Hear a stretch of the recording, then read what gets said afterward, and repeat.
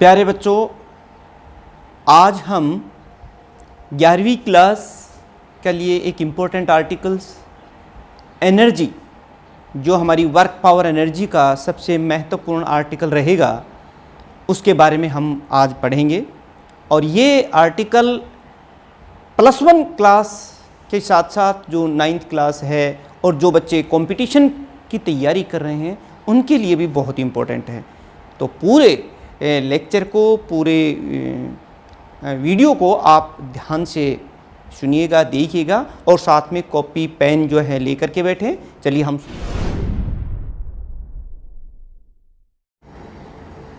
और प्यारे बच्चों, आप खा पी करके अच्छी तरीके से और फिर इस वीडियो को देखना, क्योंकि जो आप खाना खाएंगे उससे एनर्जी मिलेगी और जो पढ़ेंगे उसमें वो काम होगा। क्योंकि जब भी कोई कार्य होता है तो एनर्जी यूज होती है, बिना एनर्जी के कोई कार्य नहीं हो सकता। यानी कि आप ये कह सकते हैं एनर्जी ही काम करती। तो चलिए देखते हैं एनर्जी क्या होती है। थोड़ा आइडिया हमें लग गया है। The capacity of doing work is called energy.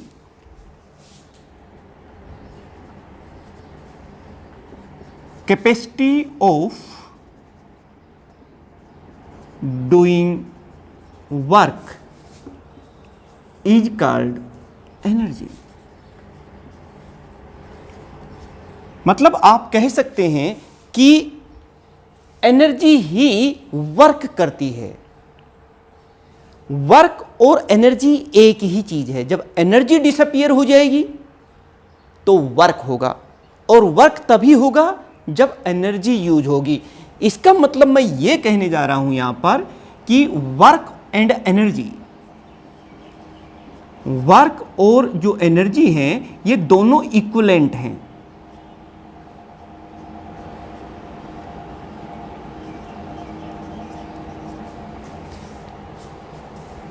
अगर बिना एनर्जी के वर्क नहीं हो सकता। वर्क और एनर्जी को मैं बार बार एक ही चीज इसलिए मान रहा हूं कि आगे चल के हम जो भी बात एनर्जी की करें तो आपके दिमाग में वर्क का कॉन्सेप्ट आ जाना चाहिए। वर्क का क्यों? क्योंकि वर्क को हमने पिछले वीडियो में बहुत ही अच्छी तरीके से पढ़ा है, सीखा है, और वर्क के बारे में हम बहुत कुछ जानते हैं और नॉन से अननोन की तरफ जाएंगे। आज हम एनर्जी के बारे में जानना चाहते हैं, तो इसमें वही बातें जो आप वर्क के बारे में जानना चाहते थे। जैसे वर्क जो है वो कैसी क्वांटिटी, वेक्टर या स्केलर फिजिकल क्वांटिटी है, किस तरह की है? आप कहेंगे सर वो तो स्केलर क्वांटिटी थी। तो फिर एनर्जी भी स्केलर क्वांटिटी है, यानी कि energy is the scalar quantity.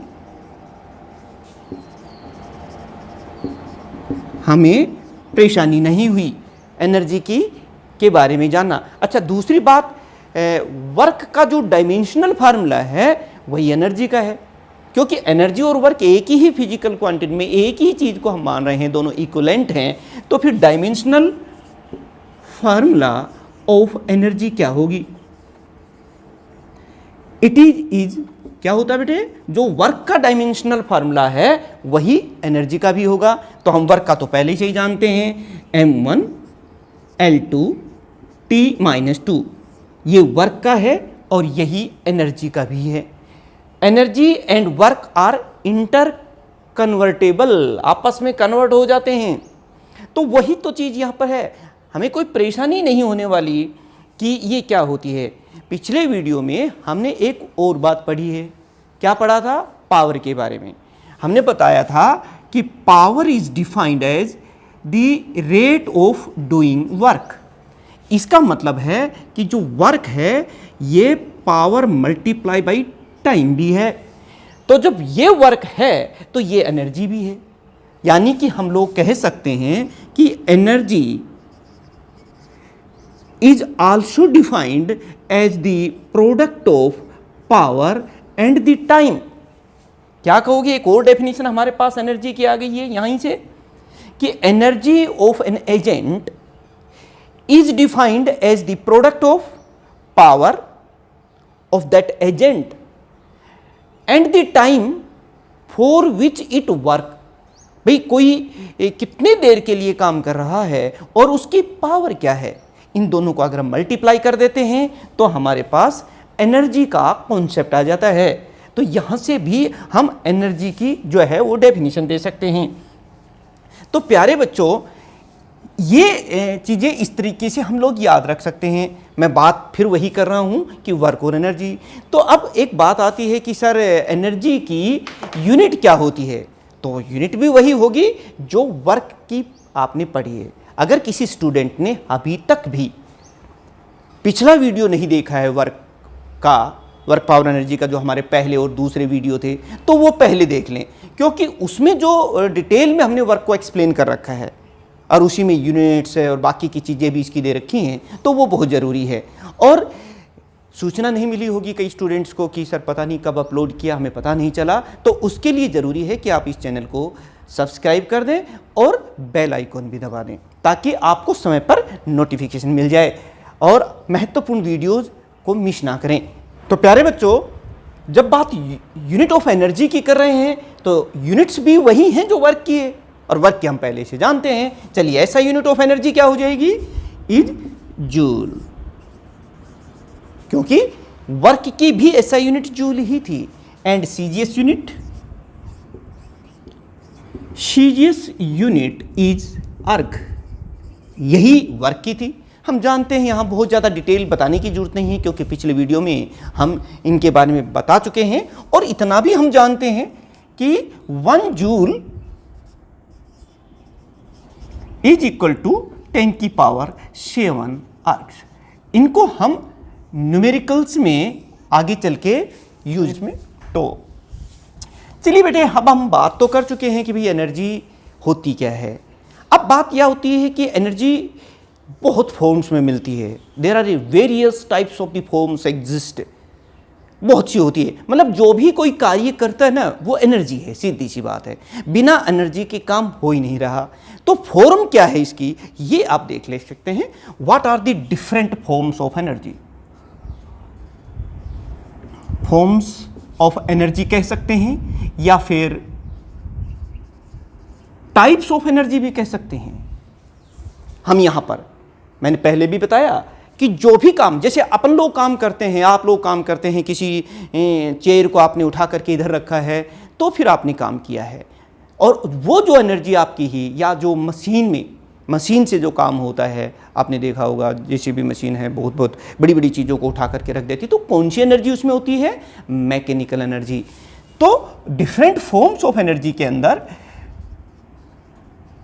Mechanical energy, बेटे जब हवा जो है बहुत तेज़ी से चलती है तो बड़ी बड़े पेड़ पौधों इनको भी वो गिरा देती है, तो उनमें जो एनर्जी होती है उसे विंड एनर्जी कह देते हैं। ऐसे ही जो आपने एटम बम, हाइड्रोजन बम का नाम सुना होगा, उसमें जो एनर्जी होती है वो न्यूक्लियर एनर्जी होती है। ऐसे ही कोई, जब आप केमिकल रिएक्शंस, केमिस्ट्री में कुछ रिएक्शंस करते हैं और उसमें हीट पैदा होती है और उसे डिफरेंट केमिकल्स के अंदर, तो वो केमिकल एनर्जी होती है। बहुत तेज़ी से जब आवाज़ होती है तो खिड़कियाँ हिलने लगती हैं, तो वो साउंड एनर्जी होती है। यानी कि, और आप समझ ही सकते हैं, जैसे लाइट है, लाइट से पंखे चलते हैं, मोटर चलती है, और इवन ट्रेन्स वगैरह भी इलेक्ट्रिक पावर से चलती हैं, तो वो इलेक्ट्रिक एनर्जी होती है। तो there are a number of forms of the energy, अलग अलग स्टैंडर्ड्स में। जैसे जैसे आप आगे बढ़ेंगे, हम अगले वीडियोज़ के अंदर इनकी बाकी की फॉर्म्स के बारे में भी बताएंगे, लेकिन आज हम मेनली मैकेनिकल एनर्जी के ऊपर फोकस करेंगे। मैकेनिकल एनर्जी की अगर हम टाइप्स करें तो ये 2 तरह की होती है बेटे। It is of 2 types. एक होता है बेटे काइनेटिक एनर्जी,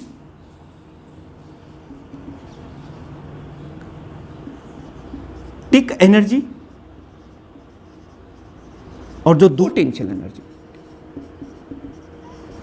आज हम इन दोनों एनर्जीज के बारे में डिटेल में स्टडी करने वाले हैं। इनके फार्मूले ड्राइव करेंगे, इन पर आधारित कुछ न्यूमेरिकल्स करेंगे, तो आप ध्यान से इनको देखिएगा। ये तो पता चल गए, लेकिन अब हम देखेंगे ये होती क्या हैं।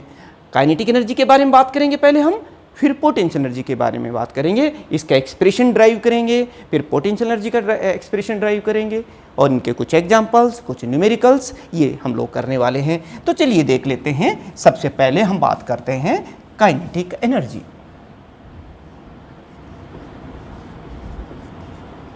काइनेटिक एनर्जी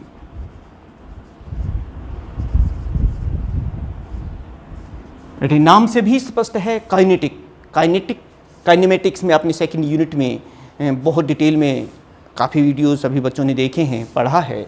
काइनेटिक का मतलब होता है मोशन, यानी कि गति की वजह से, मोशन की वजह से किसी बॉडी में जो एनर्जी होती है उसे काइनेटिक एनर्जी कहते हैं। यानी आप क्या कहेंगे, द एनर्जी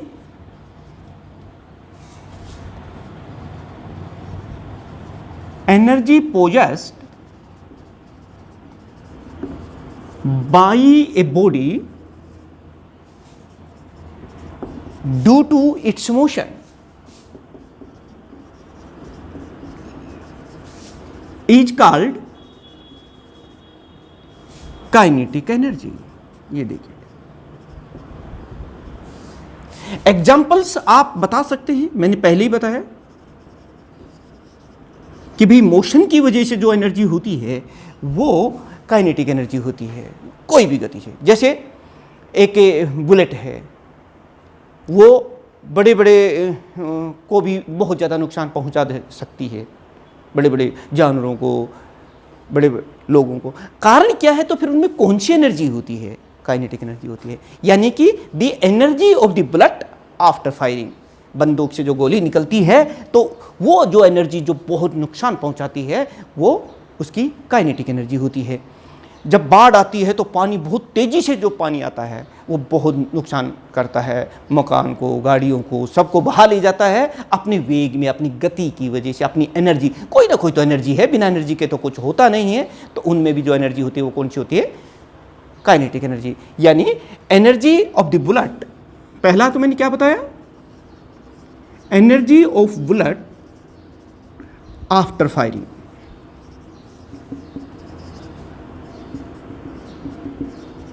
ऐसे ही बेटे energy of flowing water, energy of flowing air, energy of a piece of stone, जैसे फेंक के जब पत्थर में जो गति आती है वो। तो ये तमाम जो एनर्जीज हैं ये उनके मोशन की वजह से हैं। Energy of A running vehicle, एक बहुत तेज़ी से आता हुआ व्हीकल अगर आपस में टकरा जाता है तो काफ़ी नुकसान होता है उस कोलिजन के दौरान, तो उसमें भी कौन सी एनर्जी होती है, काइनेटिक एनर्जी होती है। तो ये एग्जाम्पल आप दे सकते हैं। सवाल बिल्कुल यही पूछा जाता है, what is kinetic energy, give their examples.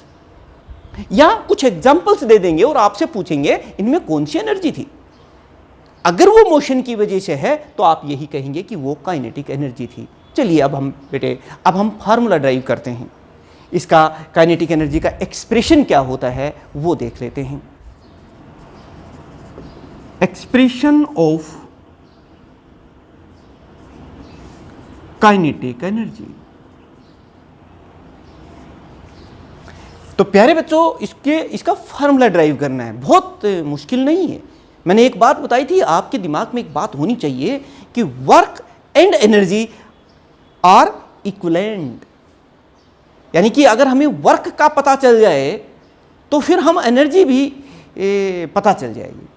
तो जैसे कोई बॉडी है, मान लो एक बॉल रखा हुआ है और हम उस बॉल पर फोर्स लगा देते हैं तो क्या हो जाएगा, उसकी गति बढ़ जाएगी, उसमें मोशन आ जाएगा, उसमें एनर्जी आ जाएगी और उसमें वो जो एनर्जी आएगी ना वो काइनेटिक एनर्जी ही होगी। लेकिन वो एनर्जी कहाँ से आई, वो एनर्जी हमने वर्क किया है, उस वर्क से आई है। यानी कि जो मैंने फोर्स लगाया है उस बॉल को मूव करवाने में, तो मुझे वर्क करना पड़ा और यही वर्क उसकी एनर्जी यानी कि काइनेटिक एनर्जी के बराबर आ जाएगा।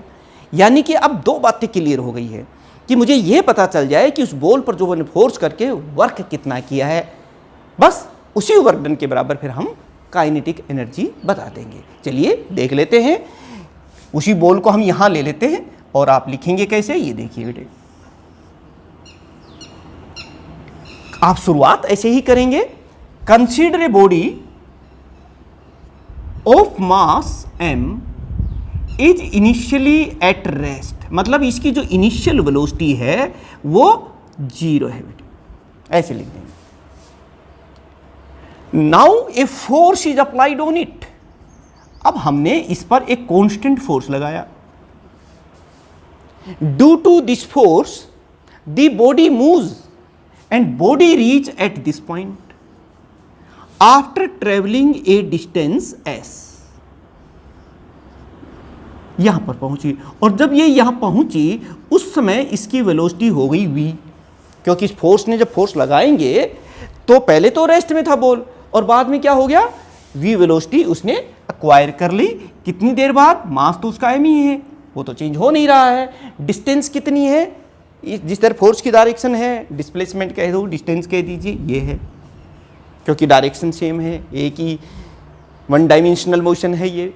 तो अब हम करेंगे क्या बेटे, यहाँ पे हम देखेंगे कि यहाँ से यहाँ तक बॉडी को जाने में वर्क कितना करना पड़ा, उसी वर्क के बराबर काइनेटिक एनर्जी होती है। बस सीधी सी और सिंपल सी बात है।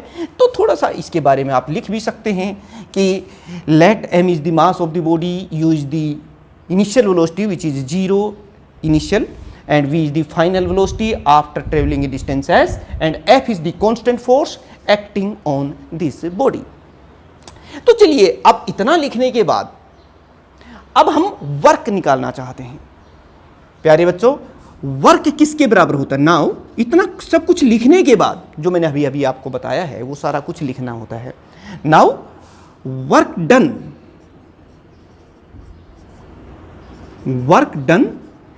in displacing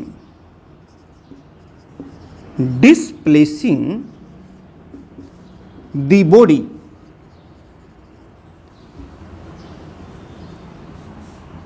s, displacing the body up to displacement s, बताइए कितना वर्क होगा। और मैंने पहले ही बता दिया कि s डिस्प्लेसमेंट करने के बाद इस बॉडी की वेलोसिटी कितनी हो जाती है, v।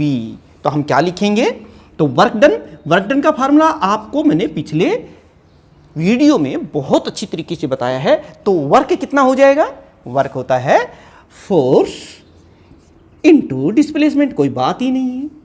अगर कांस्टेंट फोर्स हो और बॉडी उसी डायरेक्शन में मूव कर रही हो तो ये हो गया। तो बेटे अब यहां पर हमें सिर्फ एक ही बात देखनी है, क्या भाई, ये फोर्स कितना है, और force Newton's laws of motion से निकलता है, F बराबर ma, वहां से आता है। तो चलिए देख लेते हैं। इसमें रखने से पहले हम बात कर लेते हैं h। हम जानते हैं कि F कितना होता है बेटे, यहां पर अकॉर्डिंग टू अपने आप जैसे जैसे हम आगे बढ़ेंगे हमें अपने आप पता चल जाता है कि अब क्या करेंगे। तो चलिए, according to Newton second law of motion, अब बता दीजिए बेटे कितना हो जाएगा, F is equal to mass into acceleration. मान लो इस बॉडी पर फोर्स ने लगा है तो उसकी गति में परिवर्तन हुआ है, वेलोसिटी चेंज हुई है, और change in velocity per unit time क्या होती है, एक्सेलरेशन। और तो ये हो गया। तो यहां से F बराबर ma यही होता है। ये चीज आप यहां पर दे सकते हैं कि फोर्स किसके। अब सवाल ये है कि A कितना एक्सेलरेशन इस बॉडी में पैदा हुआ है, क्योंकि ये यूनिफॉर्मली एक्सेलरेटेड मोशन है। तो प्यारे बच्चों, एक बात बहुत बार मैंने पिछले वीडियो में बताया है कि जब भी फोर्स लगेगा तो उसमें एक्सेलरेशन पैदा होगा, और उस केस में इक्वेशन ऑफ मोशन लगेगी। यूनिफॉर्म एक्सेलरेटेड मोशन की जो इक्वेशन ऑफ मोशन वो लगेंगी। तो वो लगाने के लिए, एक्सेलरेशन फाइंड आउट करने के लिए पहले हमें वो, तो चलिए वी नो u कितना है, 0, इनिशियल वेलोसिटी तो यहां 0 है। डिस्टेंस कितनी है, s है, ये देखिए ये s डिस्टेंस ले लिया हमने। फाइनल वेलोसिटी कितनी है बेटे, वहां पे v है, हमने भी v ले ली, कोई बात नहीं। और एक्सेलरेशन कितना हुआ है वो a है। इन सभी डाटा से ये देखिए, बताइए कौन सी इक्वेशन ऑफ मोशन लगेगी। सब कुछ दे रखा है यहां पर, और इनसे देखते ही पता चल जाता है कि फर्स्ट इक्वेशन ऑफ मोशन लगेगी, सेकेंड या थर्ड। तो यहाँ पर हम थर्ड इक्वेशन ऑफ मोशन जो आपने पढ़ी थी वो लगा दीजिए। क्या है वो? Using equation of motion. वो देखिए बेटे, वो हम यहाँ लगा रहे हैं। वो कौन सी है? V square minus u square is equal to 2as। हम एक्सेलरेशन निकालना चाहते हैं, कोई बात नहीं। u तो कितना है? 0, हम भी रख देते हैं, क्या बात है, 0 हो गई। ये लीजिए 2, a कितना है? a है ही और s डिस्टेंस है, तो यहाँ से हमें a चाहिए बेटे। तो a कितना हो जाएगा? V square by 2s। भाई वी स्क्वायर इधर है ही और ये 2s हम इसके नीचे ले आए हैं। बीच बीच में एरो मार्क जो वेक्टर क्वांटिटी हैं उन पर लगा सकते हैं, कई बार हम फ्लो में कर रहे हैं। तो ये है हमारा एक्सेलरेशन बेटे, और हम कर चुके हैं इतना काम। अब पुट दिस वैल्यू ऑफ ए, हमें तो फोर्स निकालना है ना, क्योंकि फोर्स की वैल्यू फिर हमें यहाँ रखनी है। तो put this value of A here, तो ये अब एक्सेलरेशन जो है हमारा इसमें रखने के बाद हमारे पास फोर्स की वैल्यू आ जाएगी। हम अब बदलिए, ये कितना हो रहा है? F is equal to m into a, और a के स्थान पर हम ये लिख रहे हैं वी स्क्वायर बाई 2s। ये लिख दिया, कुछ नहीं किया मैंने, a के स्थान पर ये लिखा है। क्यों कर रहे हैं ये सब कुछ? हम ये चाहते हैं वर्क डन। भाई वर्क क्यों कर रहे हैं? ताकि हमें पता चल जाए कि इसको यहां से यहां तक ले जाने में वर्क कितना हुआ है, क्योंकि उसी वर्क के बराबर ही तो हमारी काइनेटिक एनर्जी होनी है। तो चलिए, अब हमें पता चल गया, ये हो गया हमारे पास फोर्स, और इस फोर्स की वैल्यू यहां पर रख दीजिए इक्वेशन 1 में। इक्वेशन 1 बिकम्स नाउ, ये देखिए बेटे, तो वर्क के फोर्स के स्थान पर हम क्या लिखेंगे? m into v square by 2s into s। ये देखिए मैंने कुछ नहीं किया है, जहां f था वहां पर उसकी वैल्यू रख दी है और थोड़ा सिंप्लीफाई कर दी। ये s तो इस s से कैंसिल ही हो जाएगा, और हमारे पास जो रिजल्ट आया है हाफ m v स्क्वायर, ये रह गया 1/2, तो ये रह गया v स्क्वायर। यानी कि अभी आपने यहां एक पॉइंट देख लिया कि जो नेट वर्क डन हमारे पास आया है वो कितना आ गया है? This work done is equal to half m v square, this work done. और शुरू में भी हम लेके चले थे, अब हमें यह पता चल गया कि यहां से यहां तक बॉडी को ले जाने में वर्क कितना करना पड़ेगा, और यही वर्क डन उसकी काइनेटिक एनर्जी के बराबर होगा। ये तो हमने आपको पहले ही बताया था, और वो वर्क डन का फॉर्मूला हमने निकाल दिया है। तब आप यहां आकर के कह सकते हैं कि this work done measures the kinetic energy of the body, यानी काइनेटिक एनर्जी ऑफ बॉडी कितनी हो जाएगी बेटे?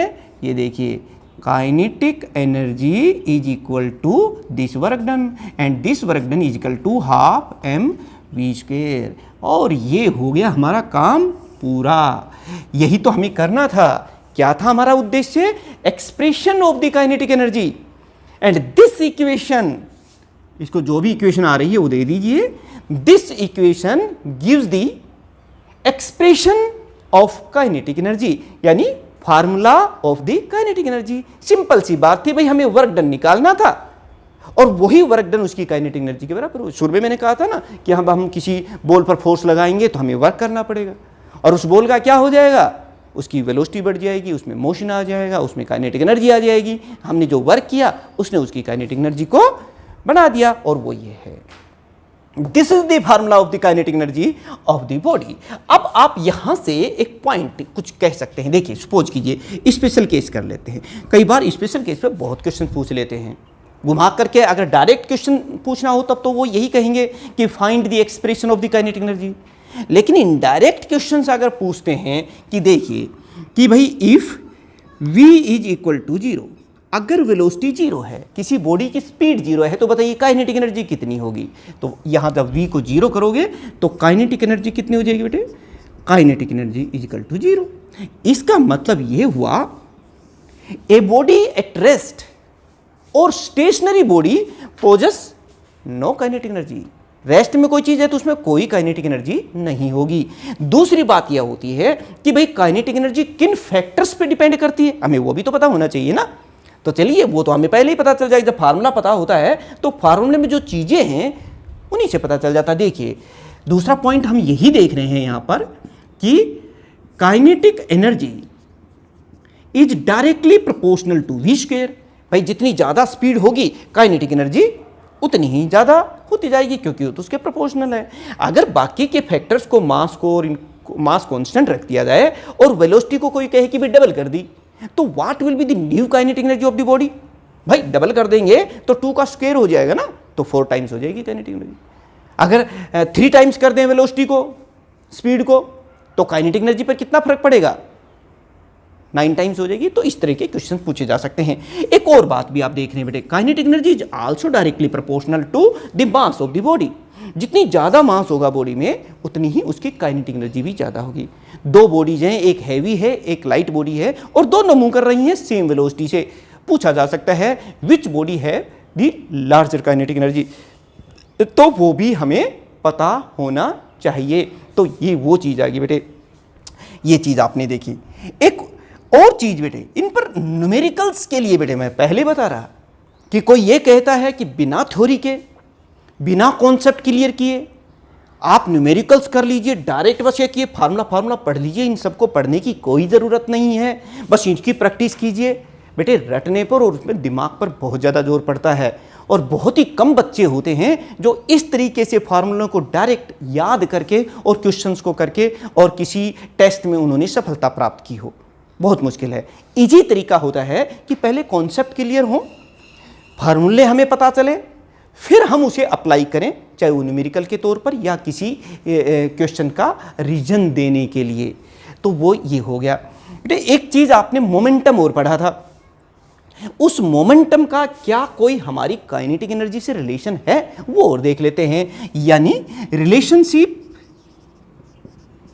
Relationship between kinetic energy and linear momentum. कोई बहुत मुश्किल बात नहीं जब हम दोनों चीज़ों के बारे में, जब 2 व्यक्तियों के बारे में जानते हैं। मान लो आप कि भाई एक ये है एक ये है, अगर दोनों के बारे में प्रॉपरली जानते हैं तो फिर आप बता सकते हैं कि ये आपस में क्या लगते हैं एक दूसरे के, वो रिलेशन होता है। तो अब हम जब काइनेटिक एनर्जी के बारे में भी हम लोग जानते हैं, हम लीनियर मोमेंटम के बारे में भी जानते हैं, पिछले वीडियो में जान लिया है। कई बच्चों ने जल्दी जल्दी से कर लिया होगा, हो सकता है कि लीनियर मोमेंटम तो उसके बाईपास हो गया हो, उसने देखा ही ना हो, क्योंकि बड़ी चालाकी से ना कंप्यूटर मोबाइल ये तो आपके हाथ में था, उसको आगे बढ़ा दिया। ऑनलाइन स्टडी का यही एक फ़ायदा होता है कि जब नहीं सुनना हो तो आगे बढ़ जाइए, सीधा कीजिए या बंद कर दीजिए। लेकिन ये सही चीज़ नहीं है। जब भी आप पढ़ें पूरा पढ़ें, ढंग से पढ़ें, नहीं तो फिर नहीं पढ़ें, देखें ही नहीं। ठीक है, तो चलिए देखते हैं इन दोनों में रिलेशन। हम जानते हैं काइनेटिक एनर्जी तो ये है, लेकिन लीनियर मोमेंटम क्या है वो देख लीजिए। What is the linear momentum? और लीनियर मोमेंटम को हम पी से लिखते हैं बेटे। क्या होता है linear momentum? Product of mass and the velocity of the body, ये होता है। देखिए ये काइनेटिक एनर्जी है, ये लीनियर मोमेंटम है, दोनों में रिलेशन देखना चाहते हैं तो देख सकते हैं आप यहाँ पर। ये जो इक्वेशन है उसको हम जो राइट साइड है उसको m से मल्टीप्लाई कर देते हैं और m से डिवाइड कर सकते हैं। किसी चीज़ को उसी चीज़ से मल्टीप्लाई और उसी चीज़ से डिवाइड तो हम लोग कर ही सकते हैं। तो चलिए देख लीजिए, और कर रहे हैं multiply and divide by m in right side. तो हमारे पास क्या आएगा? Kinetic energy is equal to half, और मैंने मल्टीप्लाई कर दिया है तो m स्क्वायर हो गया है, v का स्क्वायर हो गया है और नीचे m है ही। अब ये देख लीजिए यहाँ क्या है, एम वी का होल स्क्वायर भी तो हम लिख सकते हैं, इसको इस तरीके से भी तो आप लिख सकते हैं कि 1/2 एम वी का स्क्वायर बाई एम। तो बेटे ये एम वी क्या है यहां से लिख सकते हैं, इसकी जगह तो हम पी लिख सकते हैं, और इस तरह से हमारे पास एक जो रिलेशन है वो आ जाएगा। क्या रिलेशन आ जाएगा? ये देखिए कि kinetic energy is equal to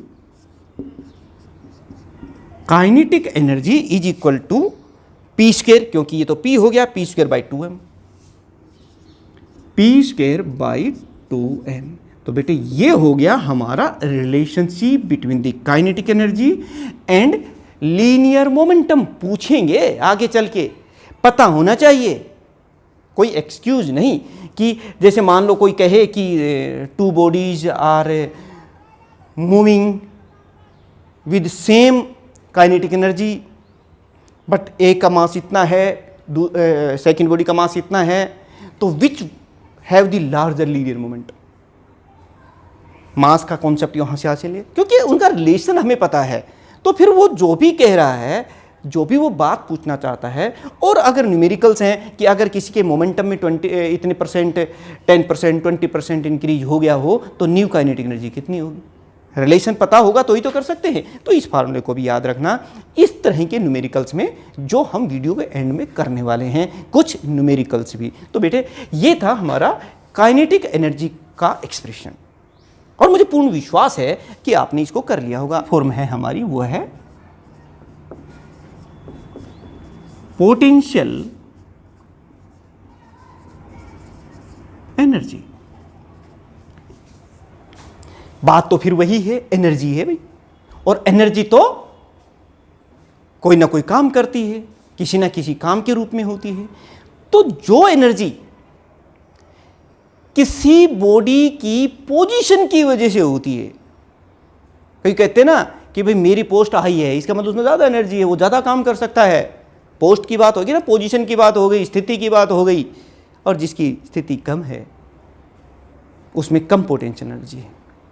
जैसे ये है पॉइंट है, मान लो अगर ये बहुत ऊपर है तो इसकी पोटेंशियल एनर्जी ज़्यादा है, अगर ये गिरे तो हमें ज़्यादा चोट लगेगी इससे, क्योंकि इसकी पोजीशन ज़्यादा ऊपर है। जितनी ज़्यादा ऊपर पोजीशन होगी उतनी ही ज़्यादा पोटेंशियल एनर्जी होगी। कोई हैवी बॉडी है, बड़ा साइज है, तो उसकी भी पोटेंशियल एनर्जी ज़्यादा हो सकती है, होगी। तो अब हमें ये आइडिया लग गया, जैसे पीछे हमने काइनेटिक एनर्जी में बताया था ना आपको कि kinetic energy the energy possessed by the body due to its motion is called kinetic energy. और यहाँ क्या है, पोजीशन और कॉन्फ़िगरेशन की वजह से जो एनर्जी होती है। यानी आप कुछ इस तरीके से इसको लिखोगे, the energy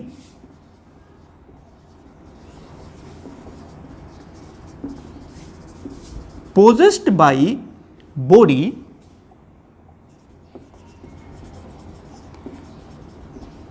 due to its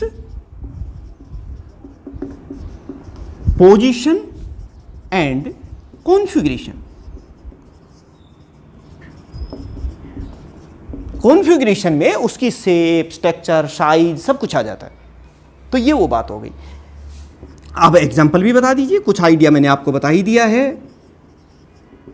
जैसे energy of a piece of stone, या कोई भी चीज एट सर्टेन हाइट, कुछ हाइट पर कोई बॉडी है तो उसकी जो भी एनर्जी है वो पोटेंशियल एनर्जी है। या फिर मान लो कोई डैम है और उसमें पानी भरा हुआ है, तो उसमें कौन सी एनर्जी होती है, रुका हुआ है वो तो, लेकिन ऊपर तक भर रखा है, तो एनर्जी कौन सी है उसमें, पोटेंशियल। यानी energy of the water stored in A dam, that is also potential energy. या एक और देखिए, कोई स्प्रिंग है और उस स्प्रिंग को हम खींच लेते हैं, तो इस पोजीशन में उस स्प्रिंग में जो एनर्जी स्टोर है वो कौन सी है, पोटेंशियल एनर्जी। यानी energy of the stretched spring. तो ये कुछ एग्जांपल्स हैं जो आप दे सकते हैं कि energy of the piece of stone at certain height, या फिर energy of the water in dam, या फिर energy of the stretched spring etcetera. ये तो हुई पोटेंशियल एनर्जी होती क्या है और उसके कुछ एग्जांपल्स। लेकिन बात फिर जिस तरह से हमने काइनेटिक एनर्जी में एक्सप्रेशन फाइंड आउट किया था, फार्मूला फाइंड आउट किया था, यहां भी करेंगे। तरीका फिर वही होगा। मेरा आपसे एक ही पॉइंट है कि आपके सारे कॉन्सेप्ट, सभी तरह के फिजिक्स के, वो क्लियर होने वाले हैं, कहीं आपको डाउट नहीं रहने वाला है। Expression of the potential energy, expression of potential energy. बेटे ये देखिए, तरीका फिर वही। भाई एनर्जी क्या होती है, तो वो तो वर्क के बराबर। ये एक बात शुरू में मैंने आपको बताई थी और इस बात को आपको भूलना नहीं, क्योंकि इससे हमें आइडिया लग जाता है। वर्क के बराबर है। अब कोई चीज़ नीचे पड़ी हुई है, मानो यही चीज़ है, ये नीचे ग्राउंड पर है, जहाँ पर इसकी जो एनर्जी थी, पोटेंशियल एनर्जी, वो जीरो थी, पोजीशन नहीं थी ना इसके नीचे। अब जैसे अब मैं इसको नीचे से उठा रहा हूं तो इसकी पोटेंशियल एनर्जी बढ़ती जा रही है। इस पोजीशन पर आकर के इसकी पोटेंशियल एनर्जी कितनी है भाई, ये तो उस वर्क डन के बराबर होगी ना। मेरा भी तो वर्क हुआ है, पसीने आए हैं इसको नीचे से यहां तक लाने में, इसका मतलब मुझे वर्क करना पड़ा है। कितना वर्क करना पड़ा है इस बॉडी को सरफेस से यहां तक लाने में, वो इसकी पोटेंशियल एनर्जी के बराबर होगा। बस सीधी सी बात ये है कि अगर हमें जमीन से यहां तक लाने में वर्क पता चल जाए, उसी वर्क के बराबर इसकी पोटेंशियल एनर्जी होती है। तो इस तरीके से ही हम इसे ड्राइव करेंगे। तो चलिए देख लेते हैं।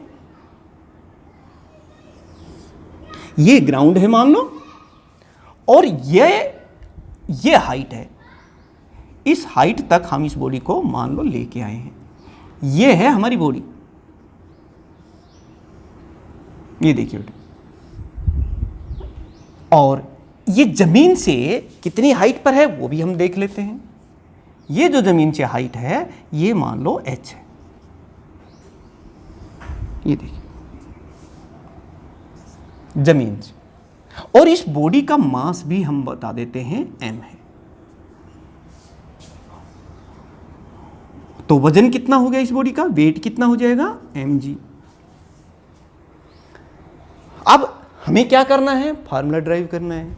सबको पता था, शुरुआत में हमने ये बात कही थी। तो क्या प्रॉब्लम है, इस बॉडी को यहां से सरफेस से यहां तक ले जाने में जो वर्क करना पड़ा उसी वर्क डन के बराबर इसकी पोटेंशियल एनर्जी होने वाली, यानी कि हमें पहले वर्क डन निकालना है। शुरुआत कहां से करेंगे कि consider a body is at position A at height h from the surface of the earth. फिर आप इसके बारे में थोड़ा सा लिख भी देंगे कि let m is the mass of body.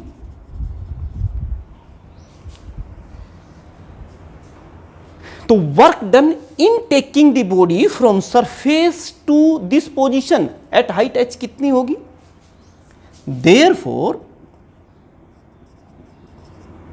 Work done in taking body from surface of earth, जहां इसकी पोटेंशियल एनर्जी को हम 0 लेके चल रहे हैं, surface of earth to height h is given by. ये वर्क डन बेटे कितना होगा, आप जानते हैं वर्क डन किसके बराबर होता है, वही बात हमें तो पता ही है, फोर्स इंटू डिस्टेंस के बराबर होता है।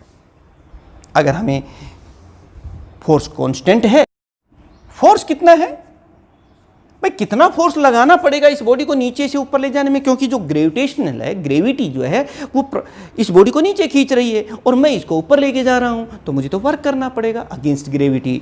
तो फोर्स कितना हो, F बराबर m में होता है ना, F बराबर एम ए होता है, लेकिन m का स्थान यहां कौन ले रहा है जी, क्योंकि यहां जो एक्सेलरेशन पैदा हो रहा है वो ग्रेविटी की वजह से पैदा हो, वर्टिकल मोशन है ना, इसलिए।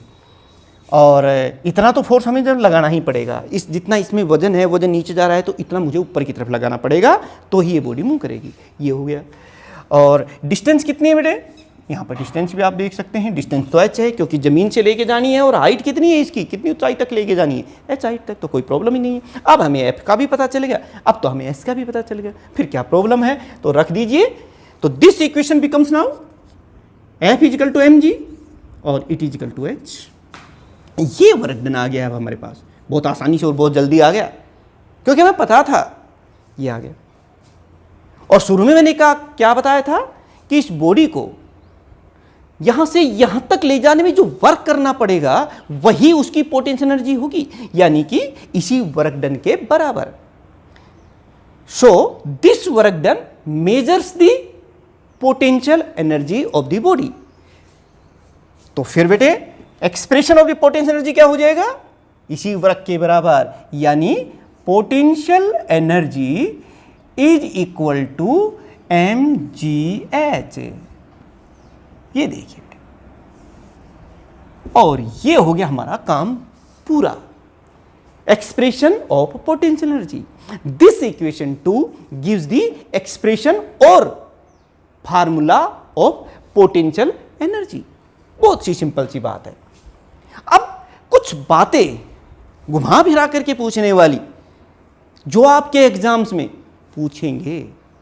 पहली बात तो यही पूछ लेंगे कि अगर उनको सीधा प्रश्न बनाना है तो यही कहेंगे, आसान क्वेश्चन बनाना है जो आप पढ़ चुके हैं तो यही कहेंगे what do you mean by the potential energy, find the expression for it, कर देंगे यहां तक। लेकिन उन्होंने पूछा कि ए body is placed on the surface of the earth, what will be it's potential energy. यहां पर जो मैं बात कहने जा रहा हूं, पहला स्पेशल केस देखिए कि if H is equal to 0 then this equation 2 gives us, यहीं से हमें इसका आंसर पता चल जाएगा। कोई बात ही नहीं है यहां पर। तो पोटेंशियल एनर्जी कितनी होगी बेटे, potential energy is equal to 0, क्योंकि H को 0 कर देंगे तो यहां से तो एक बात हम लोग कह सकते हैं कि body placed on the surface of earth possess 0 potential energy. चलिए दूसरी बात ये भी देख सकते हैं भाई जितना ऊंचाई पर आप यहाँ से इतना ले जाओगे, यहाँ लेके आओगे, जितना ज़्यादा ऊंचाई पर किसी बॉडी को लेके जा रहे हो उतना ही आपको ज़्यादा वर्क करना पड़ता है। कभी आपने हिल स्टेशंस पर गए होंगे नीचे से, और अगर पहाड़ी पर चढ़ना हो, कोई वजन लेके जाना हो, तो जितनी ज़्यादा ऊंचाई पर जाओगे उतना ही आपका जो है ज़्यादा एनर्जी लगेगी, आपको ज़्यादा भूख लगेगी, क्योंकि वो एनर्जी ज़्यादा यूज हो रही है, काम ज़्यादा हो रहा है। यानी कि मैं यही यहाँ कहने जा रहा हूँ कि जो पोटेंशियल एनर्जी है is directly proportional to H। As the height increases of the body the potential energy also increases. एक और बात देख लीजिए, it is also directly proportional to the mass of the body. भाई अगर बॉडी हैवी है, ज़्यादा मास है, ज़्यादा मास को लेके और आपको हैवी बॉडी को लेके जाना है तो आपको ज़्यादा वर्क करना पड़ेगा, तो उसकी पोटेंशियल एनर्जी भी तो ज़्यादा हो जाएगी, मास के भी तो डायरेक्टली प्रोपोर्शनल है। इस तरीके से एक सिंपल क्वेश्चन पूछ सकते हैं, on what factor the potential energy is based. किसी बॉडी की पोटेंशियल एनर्जी किन किन चीज़ों पर बेस्ड है, किन किन पर वो आधारित है। तो आप कहेंगे कि potential energy is based on the mass of the body, height and the acceleration due to gravity। तो प्यारे बच्चों इस तरीके से आप एक्सप्रेशन या फार्मूला ऑफ पोटेंशियल एनर्जी को डिराइव कर सकते हैं। ये चीज आपने, जब हम वर्क करेंगे तो उसमें एनर्जी आ जाएगी, इसका मतलब कोई ना कोई रिलेशन है वर्क और एनर्जी के बीच में भी। जैसे कोई बॉडी थी और हमने उस पर फोर्स लगाया, तो जितना ज़्यादा फोर्स लगाएंगे उतनी ही उसकी काइनेटिक एनर्जी में ज़्यादा चेंज आ जाएगी। एक बॉल है, मैंने फोर्स लगाया, काइनेटिक एनर्जी बढ़ गई क्योंकि उसकी वेलोसिटी बढ़ गई। मैंने ज़्यादा फोर्स लगाया, मैंने ज़्यादा कार्य किया, तो उसकी काइनेटिक एनर्जी में भी परिवर्तन जो आया वो ज़्यादा आया। इसका मतलब कोई लिंक है, कोई रिलेशन है, कोई थ्योरम है जो वर्क और एनर्जी दोनों में सेटअप करती है। उस थ्योरम को हम कहते हैं वर्क एनर्जी थ्योरम। बहुत इंपॉर्टेंट थ्योरम है जो बहुत काम आती है न्यूमेरिकल्स में भी और हमारे थ्योरी के कुछ कॉन्सेप्चुअल जो क्वेश्चंस होते हैं उनमें भी। क्या है ये वर्क एनर्जी थ्योरम, अब हम उसी के बारे में जानना चाह रहे हैं। तो चलिए देखते हैं work energy theorem. Work energy theorem,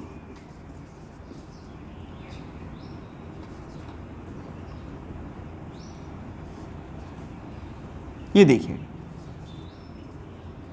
सबसे पहले हम इसकी स्टेटमेंट देंगे बेटा।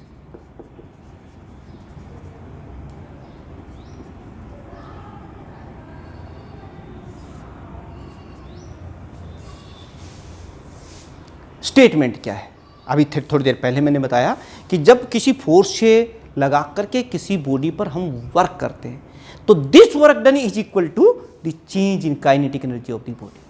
यानी कि क्या स्टेटमेंट बनी, work done on a body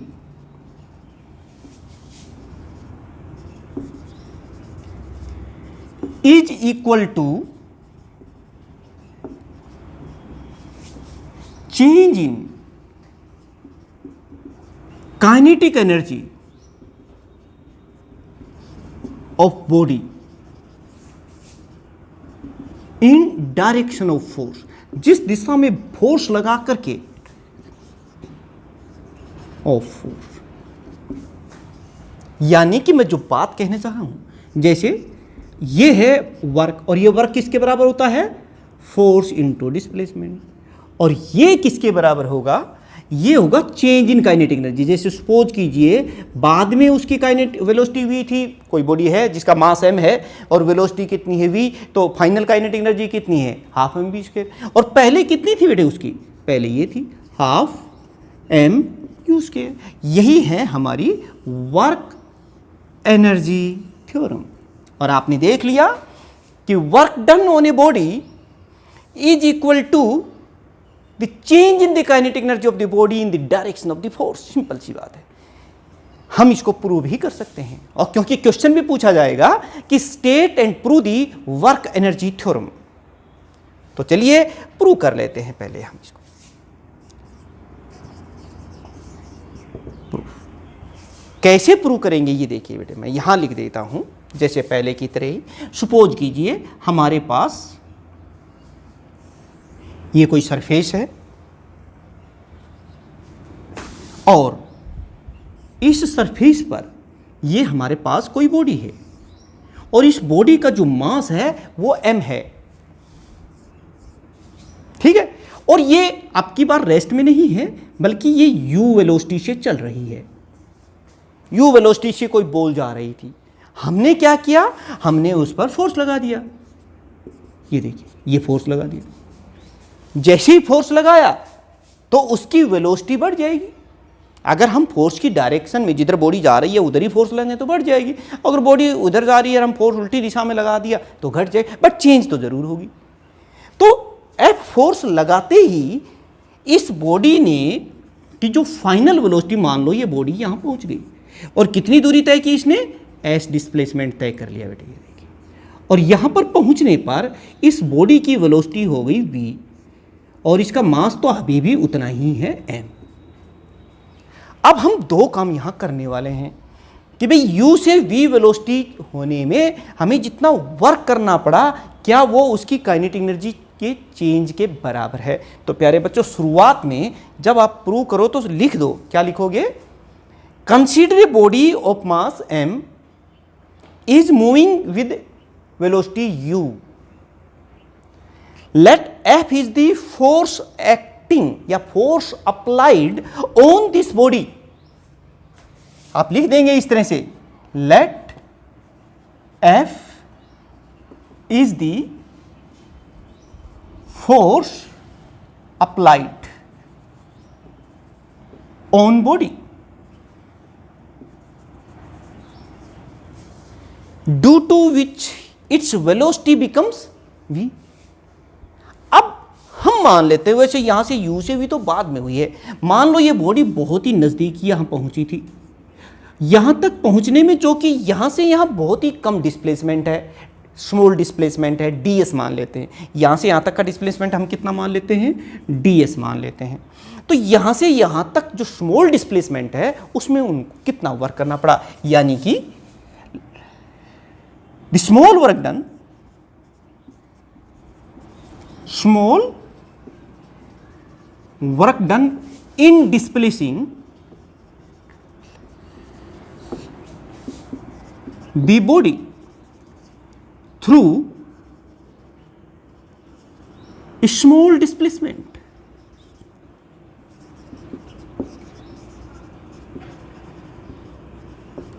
ds is given by, बेटे ये कितना हो जाएगा, देखिए ये कितना हो जाएगा dw and it is equal to, वही वर्क के बारे में तो हम जानते हैं ना, तो फोर्स इनटू स्मॉल डिस्प्लेसमेंट, ये ली ds, ये देखिए। अब हमें अगर कोई बता दे कि भाई फोर्स कितना है, तो फोर्स तो हम जानते हैं, किससे निकालते हैं, Newton second law of motion से, using Newton's second law of motion.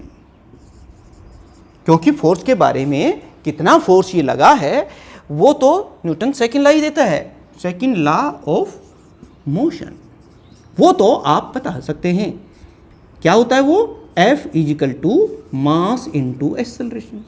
ये होता है। और एक्सेलरेशन के बारे में भी हम लोग जानते हैं, change in velocity per unit time, यानी कि rate of change of velocity. आप यहाँ ये लिख सकते हैं m into d v by d t. ये देखिए, क्यों? क्योंकि आप जानते हैं a किसके बराबर होता है, d v by d t, यही तो होता है, तो कोई प्रॉब्लम ही नहीं है। ये चीज़ अब हमने यहाँ रख दी। फोर्स के बारे में हमें पता चल गया, कुछ तो आइडिया हमें लग गया है कि ये है force. So this equation 1 becomes now. अब इक्वेशन 1 में ये चीज़ रख दीजिए, इक्वेशन 1 बिकम्स नाउ। यहाँ पर क्या मिलेगा अब आप ये देखिए बेटे, ये सब चीज़ लिख दिया है, ये है फोर्स। तो फोर्स के स्थान पर हम लोग क्या लिख सकते हैं, m into d v by d t into d s. ये देखिए बेटे, समझ गए? अब ये देखिए, मैं इस इक्वेशन को कुछ इस तरीके से भी लिख सकता हूं, m इंटू ये जो डी एस, ये डी टी जो है ना, ये यहां लिख देते हैं, यानी कि d s by d t into D. ये देखिए, ये अब एक और जानी पहचानी चीज आपके पास बन गई। D s by d T क्या है, v। आप यही तो लिखेंगे, बट हम जानते हैं अच्छी तरीके से कि d s by d t rate of change of displacement, it is equal to the velocity. इसका मतलब d s by d t के स्थान पर हम लोग लिख सकते हैं m into v into d v. ये देखिए, अब हमें कुछ कुछ आइडिया हो गया है, क्या कि ये जो स्मॉल वर्क डन आ गया है, इस बॉडी की वेलोसिटी को इतना चेंज करने में हमें इतना वर्क करना पड़ेगा। This is the small work done in changing the velocity by small amount dv। But हम वेलोसिटी कितनी चेंज कर रहे हैं, u टू v। तो भाई u टू u से और v वेलोसिटी चेंज होने में कुल कितना वर्क डन करना पड़ेगा, वो अब हमें निकालना है। तो हम क्या करेंगे, to find out the total work done in changing the velocity of the body from u to v, we integrate this equation 2। Equation 2 को हम u टू v इंटीग्रेट कर देंगे बेटे। और देखिए कैसे करेंगे वो देख लीजिए, मैं यहां पर वो लिख देता हूं। ये देखिए, हम लिख देंगे to find out the total work done,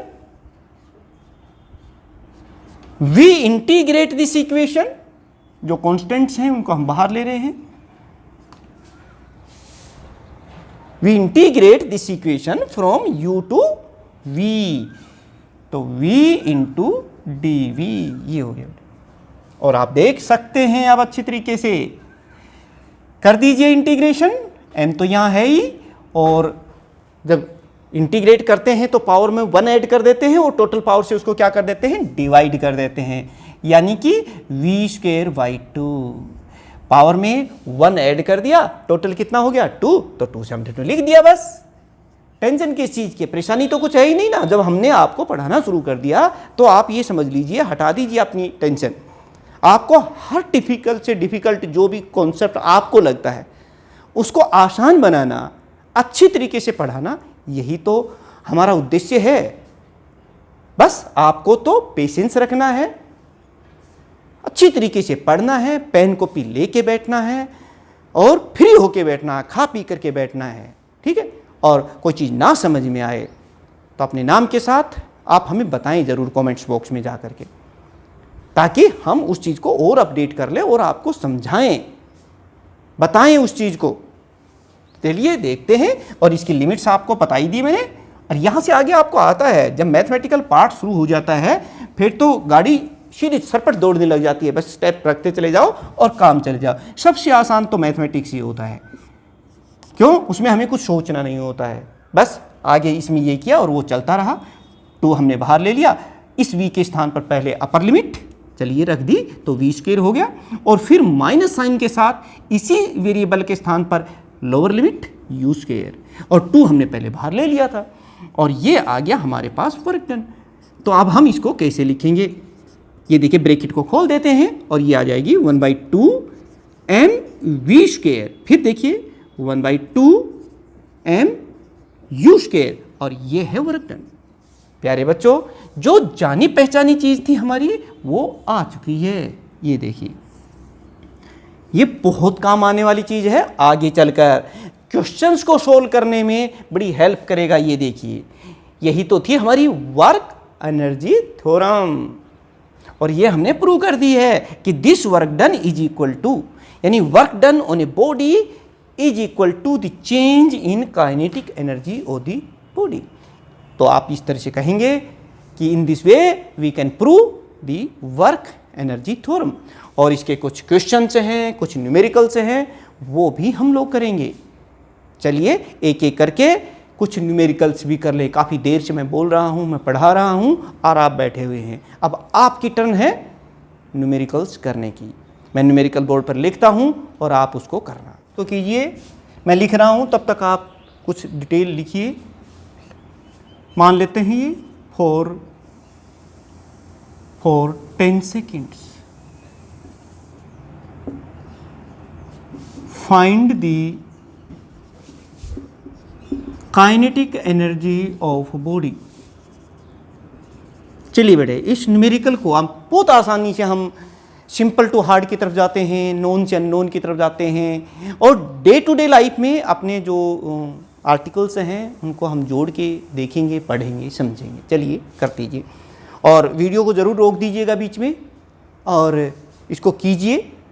फिर आप वीडियो ऑन करके देखें कि कहाँ कोई गलती तो नहीं हुई आपसे। तो चलिए पहले जो भी चीज़ें यहाँ गिवन है वो लिख लीजिए। ए ब्लॉक ऑफ मास, ये देखिए बेटे, 2 kilogram is placed on A frictionless table. Table के ऊपर रखा है।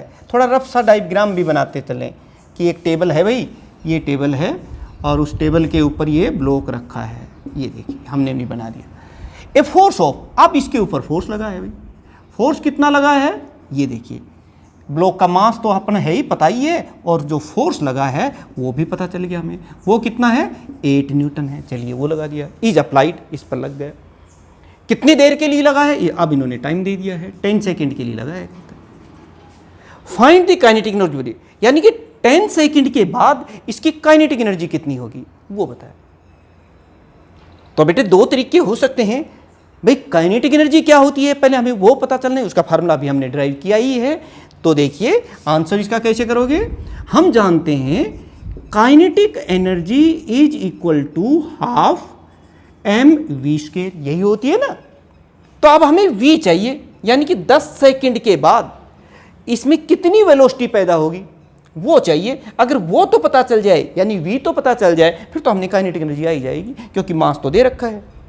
लेकिन ये v निकालने के लिए अब हमें थोड़ी मशक्कत करनी पड़ेगी, एक और फार्मूला लगाना पड़ेगा। हमें फोर्स दे रखा है, तो चलिए जब फोर्स दे रखा हो तो न्यूटन सेकंड लॉ लगा दीजिए। हम जानते हैं F किसके बराबर होता है बेटे? मास इंटू एक्सेलरेशन। और यहां से हम A निकाल सकते हैं F/m, क्योंकि ये दोनों चीज हमें पता है, F भी पता है, m भी पता है। F कितना है? 8 न्यूटन, और m कितना है? 2। तो 2 2 4 जा 8, यानी कि 4 मीटर पर सेकंड स्क्वायर का एक्सेलरेशन पैदा होता है। A आ गया बेटे। और इज प्लेस्ड, रखी हुई थी, तो इनिशियल वेलोसिटी कितनी है? देखो A तो ये आ गया है, और इनिशियल वेलोसिटी कितनी है इसकी? वो तो 0 थी, क्योंकि रेस्ट में है, प्लेस्ड है ना, रखी हुई है। और टाइम कितना दे दिया बेटे यहाँ पे? टाइम इन्होंने दे ही दिया है, टाइम तो 10 सेकंड दे रखी है। ये देखिए फाइनल वेलोसिटी कितनी होगी वो हमें निकालनी है, क्योंकि अगर फाइनल वेलोसिटी हमें पता चल गई फिर तो काइनेटिक एनर्जी भी पता चल जाएगी। तो चलिए कौन सी इक्वेशन ऑफ मोशन लगेगी, ये सारी चीजें हमें दे रखी हैं। तो using equation of motion, equation of motion बेटे लगा दीजिए। कौन सी इक्वेशन लगेगी यहाँ पर? या तो फर्स्ट ही लग जाएगी, v equal to u plus AT, ये इक्वेशन यहाँ लग जाएगी बेटे। तो चलिए बताइए कितनी इक्वेशन लगाएंगे तो यहाँ पर कितनी हो जाएगी? v equal to u, u कितना है? 0, a कितना है? a अभी हमने निकाला ना 4, और t कितना है? 10 है। ये तो ये वेलोसिटी कितनी होगी बेटे? ये होगी 40 मीटर पर सेकंड। ये फाइनल वेलोसिटी हमारे पास आ गई, ये आ गई वेलोसिटी। लेकिन हमें वेलोसिटी नहीं निकालनी है, हमें तो क्या निकालनी है? Kinetic energy. तो फिर अब तो मास भी पता है, फिर वेलोसिटी भी पता है। देयरफॉर काइनेटिक एनर्जी के उस फार्मूले में रख दो जो अभी अभी आपने, ये वाला फार्मूला जो है उसमें काइनेटिक एनर्जी आ जाएगी। ये देखिए काइनेटिक एनर्जी कितनी होती है? Half m। m कितना है? मास। 2 किलोग्राम, हमने 2 किलोग्राम। वी स्क्वायर, वी कितनी है फाइनल 40 तो 40 का स्क्वायर वी स्क्वायर है ना, काट दीजिए, 2 से 2 हो गया और इस तरह से हमारे पास आ गया 16 joule. This is the final, this is the kinetic energy and this is the answer of our numerical question. बिल्कुल सिंपल, सिंपल सिर्फ उन बच्चों के लिए जिन्होंने पूरा वीडियो देखा है, जिन्होंने कंसेप्ट पढ़े हैं उनके लिए। चलिए एक और न्यूमेरिकल हम लोग करते हैं। A person of 60 kilogram jumps a height 1.0 metre, find the potential energy of person at this height. चलिए बेटे सोल्व कर दीजिए, सिंपल। पहले जो भी चीज़ गिवन है वो लिख दीजिए, आपके पास दिमाग में फार्मूला आ जाएगा। एक आदमी है जो 60 किलोग्राम का है और वो जंप करके और 1 मीटर हाइट पर पहुंच जाता है, तो उस हाइट पर पहुंचने पर उसकी पोटेंशियल एनर्जी कितनी, बस वही निकालनी है। और एम दिया हुआ है 60 किलोग्राम और हाइट भी दे रखी है, हाइट दे रखी है 1.0 मीटर और आपको पोटेंशियल एनर्जी निकालनी, इसमें तो कुछ करना ही नहीं है आपने। पोटेंशियल एनर्जी का फार्मूला आपको पता है, क्या होता है mgh। m कितना है 60, g कितना है 9.8 और h कितना है 1, तो इसको तो मल्टीप्लाई कर दीजिए बेटे सिंपली।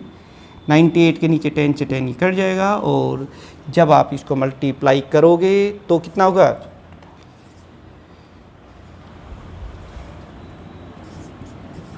इतनी जूल आ जाएगा। सिंपल सी बात थी, तो कोई बात नहीं। इस तरह के क्वेश्चंस जब आपकी कॉन्सेप्ट क्लियर होगा, मैंने पहले कहा है अगर थ्योरी क्लियर है, कॉन्सेप्ट क्लियर, तो न्यूमेरिकल टिप्स पे हो जाएंगे। यही नहीं, कोई भी न्यूमेरिकल कैसा भी हो आप अच्छी तरीके से कर पाएंगे। एक और करते हैं, प्रैक्टिस कर रहे हैं ना, मैं जितनी ज़्यादा प्रैक्टिस करेंगे न्यूमेरिकल्स की उतनी ही ज़्यादा हम लोग परफेक्ट होंगे। एक और न्यूमेरिकल करते हैं। चलिए बेटे, जो थोड़ा से टिपिकल क्वेश्चंस भी होते हैं, कोई मुश्किल नहीं होता है जब हमारे कॉन्सेप्ट क्लियर होते हैं। तो देखिए एक न्यूमेरिकल और बनाते हैं, इसको आप करने की कोशिश करना। 2 मासीज ये पुल्ली पर आधारित है, ये एक फ्रिक्शनलेस पुल्ली है और वो मासीज इस तरह से जुड़े हुए हैं। ये इसका मास हम लगभग 5 किलोग्राम ले लेते हैं और ये ज़मीन पर रखी हुई है बेटे, और ये 2 किलोग्राम की बॉडी है और इसका मास ये है। अब क्या होगा, क्योंकि ये हैवी मास है तो बड़ी तेज़ी से ये इनिशियल हाइट जो है ये ज़मीन से इसकी कितनी है 4 मीटर है। अब क्योंकि ये हैवी है तो this body will move in this direction, और ये जब नीचे आएगी तो इसमें एक्सेलरेशन किधर पैदा हो जाएगा, नीचे की तरफ हो जाएगा बेटे। और ये बॉडी किधर जाएगी, ऊपर की तरफ जाएगी, तो इसमें एक्सेलरेशन कितना पैदा हो जाएगा, ऊपर की तरफ। आपको ये बताना है, मैं लिख देता हूँ, और मास इनका मैंने यहाँ लिख दिया है। ये 5 किलो कितना भी ले सकते हैं, प्रैक्टिस की बात है। ये 2 किलोग्राम है और आपको क्या करना है, find the velocity of this body, heavy body, क्योंकि ये बॉडी नीचे जाएगी ना। Find the velocity of body 5 kilogram when it just touch the ground. जब नीचे आएगी तो जमीन को टच करेगी, ये है जमीन, ये हमारी जमीन है नीचे। न्यूमेरिकल को ना, न्यूमेरिकल क्या एक प्रॉब्लम होती है बेटा, कोई दिक्कत नहीं होती है। अगर हमारा कंसेप्ट क्लियर है, जैसे जैसे वो कह रहा है वैसे वैसे करते रहिए, समस्या का समाधान हो जाएगा, प्रॉब्लम सोल्व हो जाएगी बस। व्हेन इट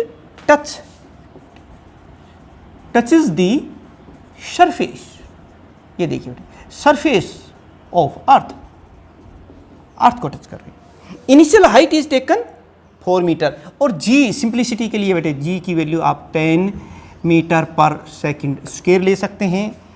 इनिशियल हाइट जो है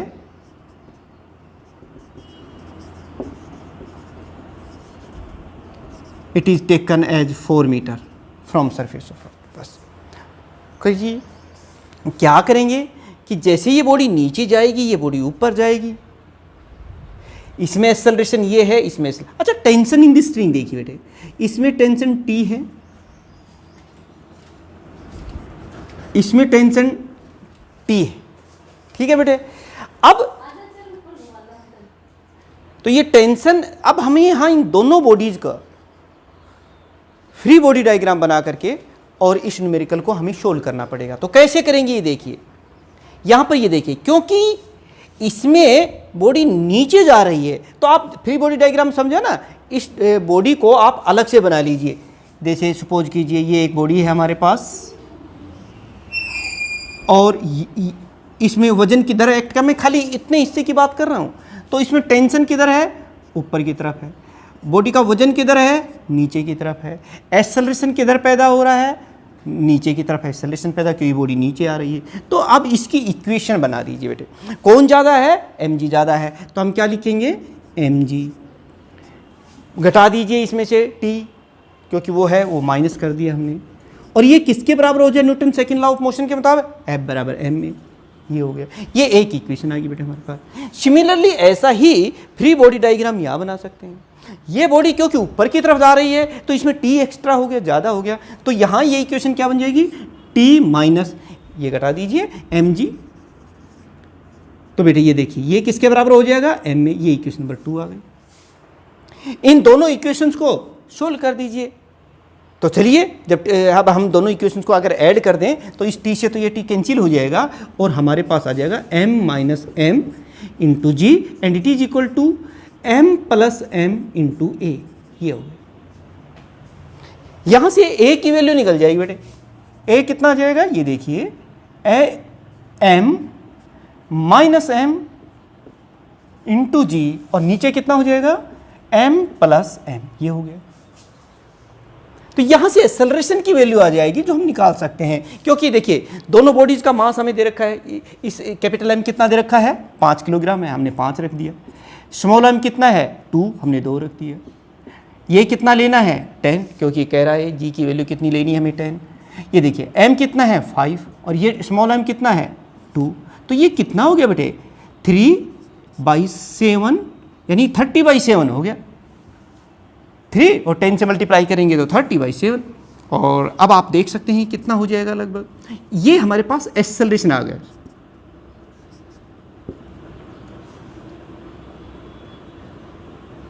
ये लगभग बेटे इतना आ जाएगा, मीटर पर सेकंड स्क्वायर। आप इसको कर रहे, ये तो ए आया है।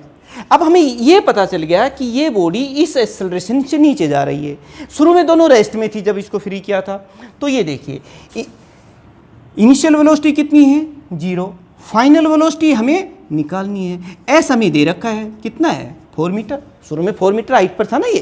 तो यहाँ पर अब हम इक्वेशन ऑफ मोशन लगा देंगे, वी आ जाएगी। यूजिंग इक्वेशन ऑफ मोशन, ये लिख दीजिए, यूजिंग इक्वेशन ऑफ मोशन लगा दीजिए बेटे। क्या है, v square minus u square is equal to 2as। U तो कितना है, 0, वी स्क्वायर देखिए बेटे, ये तो 0 हो गया। 2 ए कितना है, ए हमने निकाल दिया है यहाँ पर, एक्सेलरेशन 4.28, और एस कितना है, एस 4 मीटर है, 4 मीटर है। और इसका रूट ले लीजिए क्योंकि ये स्क्वायर में है, और इसको थोड़ा सा आप खैर जो भी है आप इस कैलकुलेशन को कर लेना। मतलब करते क्या हैं, बात ये है कि किस तरह से किसी प्रॉब्लम को हम सोल्व करेंगे। बाकी के सारे तो मैथमेटिकल स्टेप्स हैं, बशर्ते आपको कॉन्सेप्ट पता हो। एक और न्यूमेरिकल कर लेते हैं। If the momentum of a body increases, लिख लीजिए, कॉपी पेन से करते रहिए, बना रहे हैं क्वेश्चंस को, बाय 20% या 30%, कुछ भी कहें। कैलकुलेट